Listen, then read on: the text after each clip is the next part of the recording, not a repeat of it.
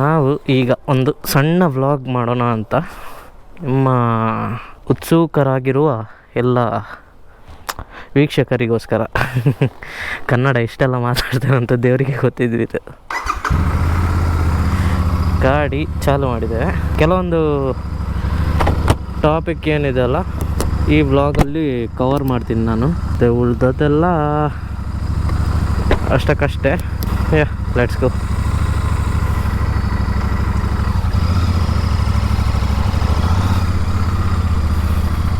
Just a small quick update.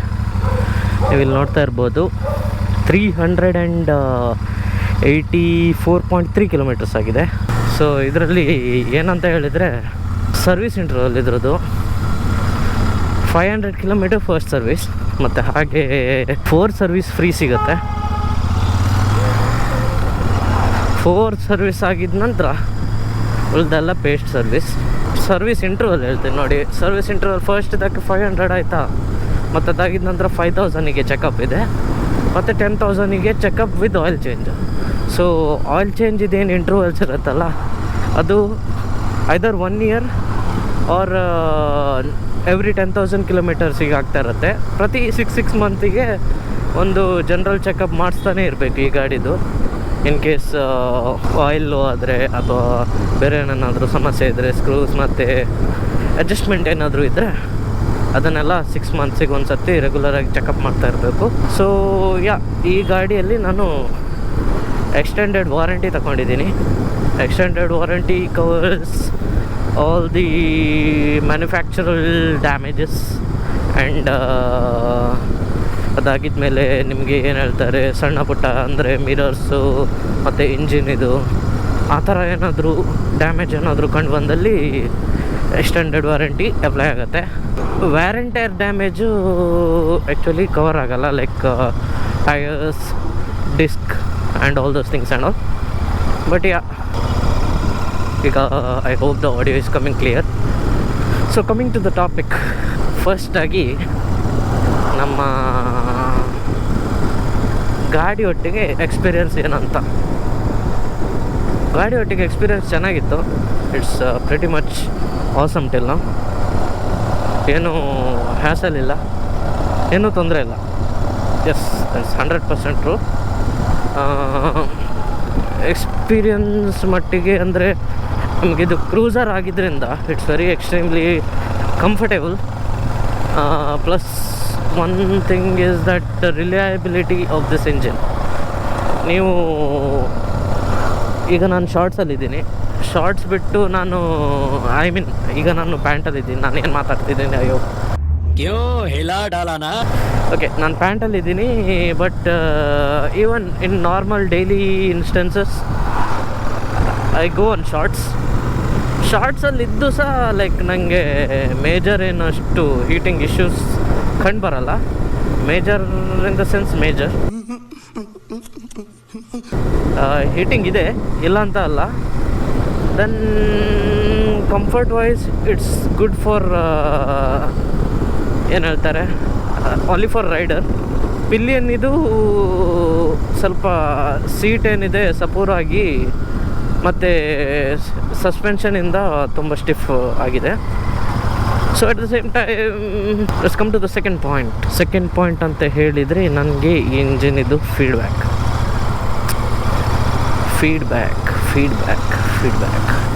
ತೋರಿಸ್ಬೇಕಾ? Feedback is phenomenal. ನಾನೆಲ್ಲಾದರೂ ಒಂದು stretch ಎಳೆದು ತೋರಿಸೋದೇ ನಿಮಗೆ ಒಳ್ಳೆಯದು.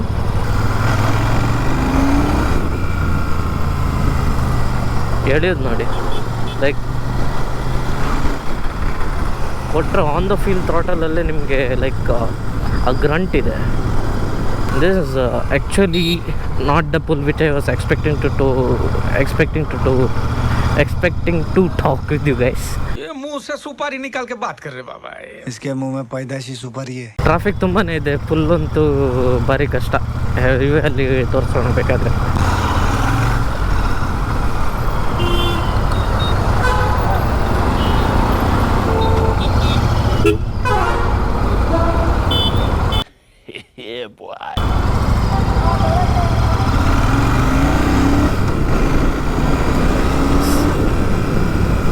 ಬಾಬಾರೋ साले को बम से उड़ा दूंगा।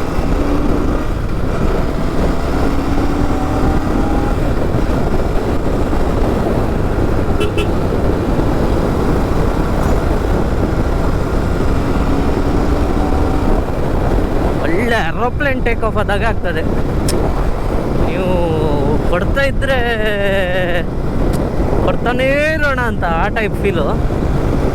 ನಾನು ಲಾಸ್ಟ್ ಟೈಮ್ ಇಂಟರ್ಸೆಪ್ಟರ್ ಇದು ಬ್ಲಾಗ್ ಮಾಡಿದ್ದೆ ನೋಡಿ, ಅದರಲ್ಲಿ ಗೊತ್ತಾಗುತ್ತೆ. ದಿಸ್ ನ್ಯೂ ಮಿಷಿನ್ ಅಲ್ಲ, ಹೊಸ ಮಿಷಿನ್ ಆಗಿದ್ದರಿಂದ ನೀವು 500 ತನಕ ಥ್ರಾಟಲ್ ಓಪನ್ ಮಾಡಬೇಡಿ ಅಂತ ಶೋರೂಮ್ ಅವ್ರು ಸಜೆಸ್ಟ್ ಮಾಡ್ತಾರೆ. ಆದಷ್ಟು ನನ್ನ ಒಂದು ಸಜೆಷನ್ ಅಂತ ತಗೊಳ್ಳಿ, ನಿಮ್ಮ ಎಂಜಿನ್ 1500ವರೆಗೆ ಯಾವತ್ತೂ ಲೈಕ್ ಹೈಯರ್ ಸ್ಪೀಡಿಗೆ ಎಳೆಯೋಕ್ಕೆ ಟ್ರೈ ಮಾಡಬೇಡಿ. ತುಂಬಾ ಸ್ಟ್ರೆಸ್ಸು ಇಂಜಿನ್ಗೆ. ಆದಷ್ಟು keep it in the economy range. 80-90 ಎಲ್ಲ 80-90 100 ಸ್ಪೀಡ್ಸ್ ಎಲ್ಲ it's good for this bike. But then acceleration ಸಹ ಲೀನಿಯರ್ ಆಗಿ ಮಾಡಿ. Abrupt acceleration is not recommended both by my side also as the company side. And shifting ಸಹ very smooth. So feedback of the engine, the shifting and all the stuff and pickup, everything is like right on point. Expect this matches the expectation of a twin cylinder motorcycle. It does have a lot of torque in control and all the stuff. What was my expectation was that this is a proper cruiser bike and which it meets that criteria. But then there are few things that could have been better, which is the 4 point which I'm gonna talk about. 4 point ಏನಂತ ಹೇಳಿದರೆ, ಏನು expectation ಅಲ್ಲಿ ಏನು better ಆಗ್ಬೋದಿತ್ತು ಅಂತ. So what could be better? Better ಅಂದರೆ ಈ ಗಾಡಿಯಲ್ಲಿ ಏನು ಹುಡ್ಕೋದೇ ಕಷ್ಟ ಆಗಿದೆ. But let me nit pick. ಹುಡ್ಕೋದ್ಕಿಂತ ನೆಟ್ ಪಿಕ್ ಅಂತ ಹೇಳೋದೇ ಒಂದು better word. To nit pick here ನಿಮಗೆ ಹಿಂದಿದು ಬೈಕಿದ್ದು ಸೀಟ್ ಏನಿದೆ ಅಲ್ಲ, ಅದು ಸ್ವಲ್ಪ ಸಪೂರವಾಗಿದೆ. ಅಂದರೆ ಇಟ್ಸ್ ಕ್ವೈಟ್ ನ್ಯಾರೋ ಇರೋದರಿಂದ ಸೀಟಿಂಗ್ ಕಂಫರ್ಟ್ ಏನಿದೆ ಅಲ್ಲ, ಪಿಲಿಯನ್ ಇದು ಅಷ್ಟು ಚೆನ್ನಾಗಿ ಬರಲ್ಲ. Second point in net picking, which is the stiff suspension. Yes, obviously for highway cruising and all the stuff you need a stiff suspension, of course. But then Indian roads are not always highway. Normal roads ಅಲ್ಲಿ ಹೋಗ್ಲಿಕ್ಕೂ ಸಹ ಸ್ವಲ್ಪ comfort ಬೇಕಾಗುತ್ತೆ. So ಸಸ್ಪೆನ್ಷನಲ್ಲಿ ಏನಾದರೂ software setting options ಏನಾದರೂ ಸಿಕ್ಕಿದರೆ better ಆಗಿರ್ತಿತ್ತು. Then this thing gear shifter position is too forward compared to even my normal Meteor also. ಅದು ತುಂಬ ಮುಂದೆ ಇದೆ. ಬಟ್ ದೆನ್ ಇದಕ್ಕೇನು ಕಂಪ್ಲೇಂಟ್ ಮಾಡೋ ಆಗಿಲ್ಲ, ಯಾಕಂತ ಹೇಳಿದರೆ cruisers are always like this. So it is what it is.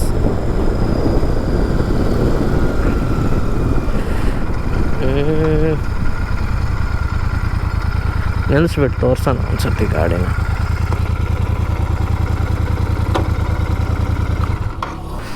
So back ಸೈಡಿಂದ ನೋಡೋದಾದರೆ ಇಲ್ಲಿ ನೋಡಿ, ಈ ಸೀಟ್ ಏನಿದೆ ಅಲ್ಲ, ಇದು ಇಷ್ಟು ತಿನ್ನಾಗಿ ಬರುತ್ತೆ ಮತ್ತು ಜಾಸ್ತಿ ಕಂಫರ್ಟ್ ಏನು ಆಫರಲ್ಲಿಲ್ಲ. ಆ್ಯಂಡ್ ಸಸ್ಪೆನ್ಷನ್ ಸ್ವಲ್ಪ ಸ್ಟಿಫ್ ಆಗಿದೆ. ಆ್ಯಂಡ್ ಬ್ರೇಕ್ಸ್ ನನಗೆ compared to my old GT ಇದರಲ್ಲಿ ಬೈಟ್ ಅಷ್ಟು ಬಂದಾಗಿಲ್ಲ. ಲೈಕ್ ಎಂಡ್ವರೆಗೂ ಸಹ ಲೈಕ್ ಥ್ರಾಟಲ್ ಪುಷ್ ಆಗುತ್ತೆ. ಸ್ವಲ್ಪ ಸ್ಪಾಂಜಿ ಇದೆ ಅಂತ ಹೇಳ್ಬೋದು. ಬಟ್ ಇವ್ರೇನು ಮಾಡಿದ್ದಾರೆ ಅಂತ ಹೇಳಿದರೆ, ರ್ಯಾರ್ ಡಿಸ್ಕು 240 mm ಬದಲಿಗೆ 300 mm ಕೊಟ್ಟಿದ್ದಾರೆ. So stopping power is phenomenal on the rear disc also. So ಸ್ಟಾಪಿಂಗಲ್ಲಿ ಪ್ರಾಬ್ಲಮ್ ಆಗೋಲ್ಲ. ಫ್ರಂಟ್ ಇದು ಒಂಚೂರು ಬೆಟರ್ ಮಾಡ್ಬೋದಿತ್ತು ಅಂತ ಎಣಿಸ್ತಿತ್ತು ನನಗೆ. Who should buy this bike. ಇದು mostly 4th or 5th point, I don't know. ಪಾಯಿಂಟರ್ನ ನಾನು ಸ್ಕ್ರೀನಲ್ಲಿ ಹಾಕ್ತೀನಿ. ಮೋಸ್ಟ್ಲಿ ದೋಸು 200-300 cc ಬೈಕಲ್ಲಿ ಯಾರು ಇರ್ತಾರೆ ನೋಡಿ, if they want to upgrade to a proper cruiser or something, once in a while fun bike ಅಂತ ಹೇಳ್ತಾರೆ ನೋಡಿ ಅವರು ಇಷ್ಟು ಈಸಿಯಾಗಿ ಪಾಸ್ ಆಗಿದ್ರು.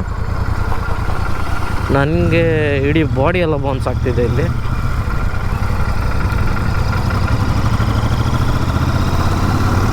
ಟಾರ್ಕ್ ತುಂಬ ಚೆನ್ನಾಗಿದೆ, ಲೈಕ್ 3rd ಗೇರಲ್ಲೇ ಪಿಕ್ ಮಾಡ್ಕೋದು ನೋಡಿ ಅಲ್ಲಿ.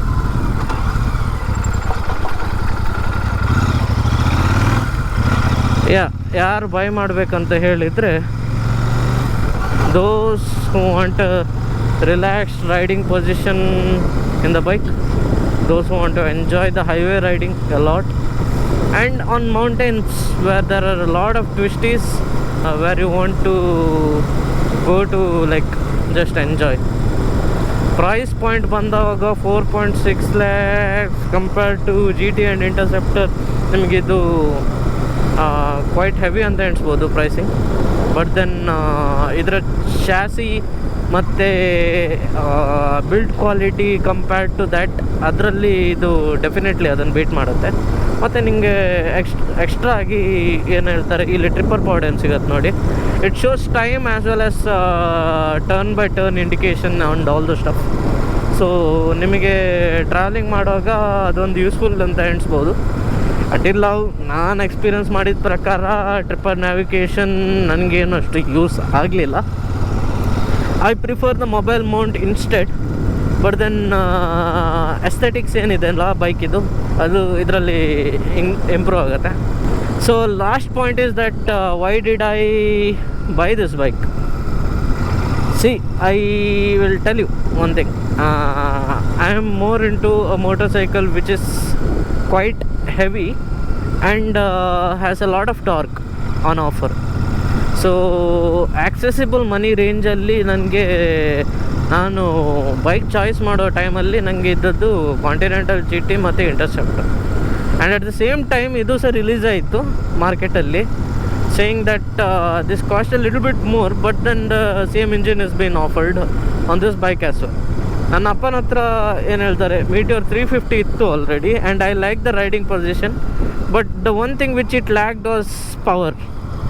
ಸೊ ಹೈವೇಲಿ ನೀವು ಕ್ರೂಸ್ ಮಾಡ್ತಾ ಇರುವಾಗ ಸ್ಪೀಡ್ ಏನೋ ಹೋಗ್ತದೆ, 120-110ವರೆಗೆ ಸ್ಪೀಡು ಹೋಗುತ್ತೆ, ಇಲ್ಲ ಅಂತ ಅಲ್ಲ. But the thing is it takes time to reach over there. So ಅದು ಮತ್ತು ಇದಕ್ಕೆ ಡಿಫ್ರೆನ್ಸ್ ಏನಿರ್ತದೆ ಇಂಜಿನ್ ಕೆಪಾಸಿಟಿಯಲ್ಲಿ ಇದೆ. So that's I paid more. I got a bigger engine and I definitely like the styling of this bike. It looks kind of similar to Harley Davidson, yet both are of different class itself. But yeah, ನೀವು ಒಂದು this engine fit perfectly on this bike rather than Continental GT and Interceptor 650. This might be controversial for some of the guys who are watching over here, but then ನನ್ನ taste ಪ್ರಕಾರ ಈ engine ಇದರೊಳಗೆ ಸೆಕ್ಸಿಯಾಗಿ ಕುತ್ಕೊಳ್ಳುತ್ತೆ. It's not like GT 650 or Interceptor 650 also. It's like it has a different map put into it by the Royal Enfield. Throttle ಸಹ ಏನು ನಿಮಗೆ ಏನು ಹೇಳ್ತಾರೆ, ಬರ್ಸ್ಟ್ ಆಗಿ ಸಿಗಲ್ಲ. ಥ್ರಾಟಲ್ ಎಲ್ಲ ನಿಮಗೆ ಏನು ಹೇಳ್ತಾರೆ, ಲೀನಿಯರ್ ಉಂಟು, ಮತ್ತು ನಿಮ್ಮದು ಕೈಯಿಂದ ಗಾಡಿಯನ್ನು ಕಿತ್ತು ಹಾರಿ ಹೋಗಲ್ಲ. You know what I mean. But yeah, so ಇಷ್ಟೆಲ್ಲ point. Is it a worth purchase by my side ಅಂತ ಹೇಳಿದರೆ yes, obviously it is. Because ನಾನು ಇನ್ವೆಸ್ಟ್ ಮಾಡುವಾಗ ಇದ್ರ ಟೆಸ್ಟ್ ಡ್ರೈವ್ ಕೂಡ ತಗೊಳ್ಳಿಲ್ಲ. ನನಗೆ ಅಷ್ಟು ಕಾನ್ಫಿಡೆನ್ಸ್ ಇತ್ತು ಈ ಗಾಡಿ ಒಳ್ಳೆ ಪರ್ಫಾರ್ಮ್ ಮಾಡ್ತದೆ ಮಾರ್ಕೆಟಲ್ಲಿ ಅಂತ.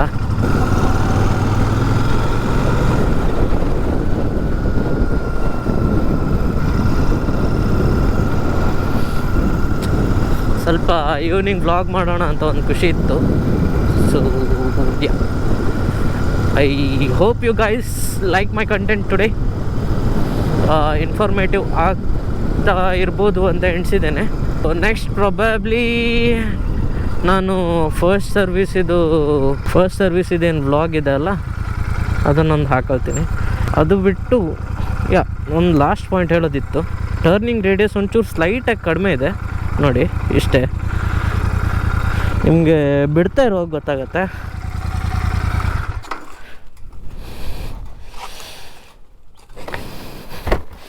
ನೆಕ್ಸ್ಟ್ ವ್ಲಾಗ್ ಏನು ಬರ್ತದೆ ಈ ಗಾಡಿದು, it will be about the service and maintenance cost. So first ಸರ್ವಿಸಲ್ಲಿ ಏನು ಹೇಳ್ತದೆ, ಆಯಿಲ್ ಚೇಂಜ್ ಬರುತ್ತೆ. ಸೊ ನಿಮಗೆ ಒಂದು ರಫ್ ಫಿಗರಾಗಿ ಏನೇನೆಲ್ಲ ಕಾಸ್ಟ್ ಆಗ್ಬೋದು ಅದು ಇದು ಅಂತೆಲ್ಲ ತಿಳ್ಕೊಳಕ್ಕಾಗತ್ತೆ. ಪ್ಲಸ್ ನಾನು ಈ ಗಾಡಿಗೆ PPF ಮಾಡಿಸಿದ್ದೀನಿ. ಸೊ ಈ ಪ್ಯಾನಲ್ ಮತ್ತು ಈ ಪ್ಯಾನಲ್ 3 ಪ್ಯಾನಲಿಗೆ PPF ಮಾಡಿಸಿದ್ದೀನಿ. ಫ್ರಂಟ್ ಮಡ್ಗಾರ್ಡ್ ಆ್ಯಂಡ್ ಬ್ಯಾಕ್ ಮಡ್ಗಾರ್ಡಿಗೆ PPF ಮಾಡಿಸೋ ಇಲ್ಲ. ಸೊ ಯಾಕೆ ಮಾಡಿಸಲಿಲ್ಲ ಅಂತ ಹೇಳಿದರೆ, I didn't feel that it's worth doing without removing the mudguards. So time ಸಿಕ್ಕಿದ್ರೆ ಮುಂದೆ ಮಡ್ ಗಾರ್ಡ್ ರಿಮೂವ್ ಮಾಡಿಸಿ PPF ಮಾಡಿಸ್ತೀನಿ, ಇಲ್ಲಾಂದರೆ ಇಲ್ಲ. ಸೊ PPF ಎಲ್ಲಿ ಮಾಡಿಸಿದ್ದು ಅದೆಲ್ಲ ಡೀಟೇಲ್ ನೆಕ್ಸ್ಟ್ ಬ್ಲಾಗಲ್ಲಿ, ಮುಂದೆ ಬರೋ ಯಾವುದಾದ್ರೂ ಬ್ಲಾಗಲ್ಲಿ ಹೇಳ್ಬಿಡ್ತೀನಿ. So until then take care and I will see you in the next video.